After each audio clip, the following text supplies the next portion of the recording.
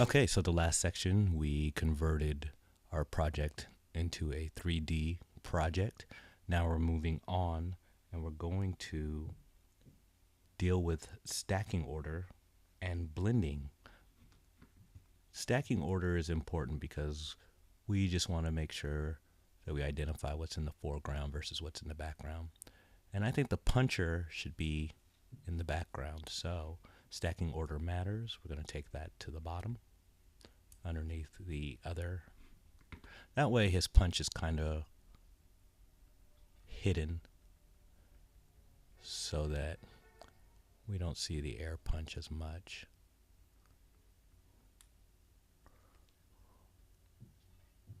All right.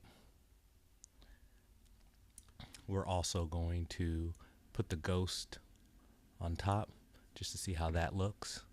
And since it's in 3D, I'm just scrubbing through. I don't have a preview.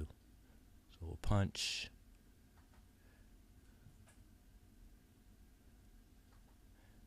Doesn't really work. At this point, we have to keep them behind. Later, when we put on the effects, it'll be easier to work with. So the ghost will be behind the punchy. All right, that's it for our stacking order.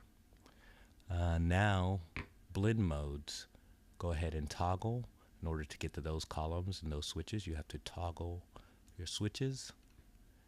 And basically what we want is the ghost to be in screen mode.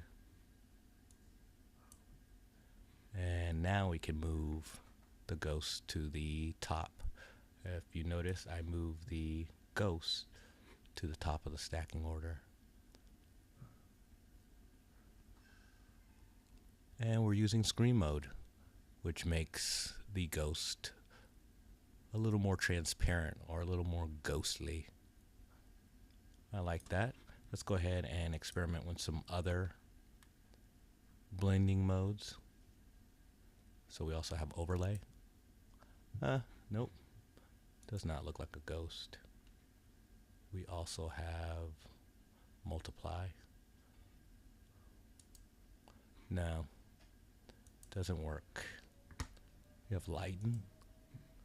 Nope. I think I'm gonna go with overlay. Screen. Awesome. Another way you could have done that is you could have just changed the opacity. But I really like the blending modes. Now you can see the ghost at this point now that we have the stacking order changed. Let's see what happens if I put the ghost behind the punchy. See if that makes it a little better. Let me zoom in and see what we're working with.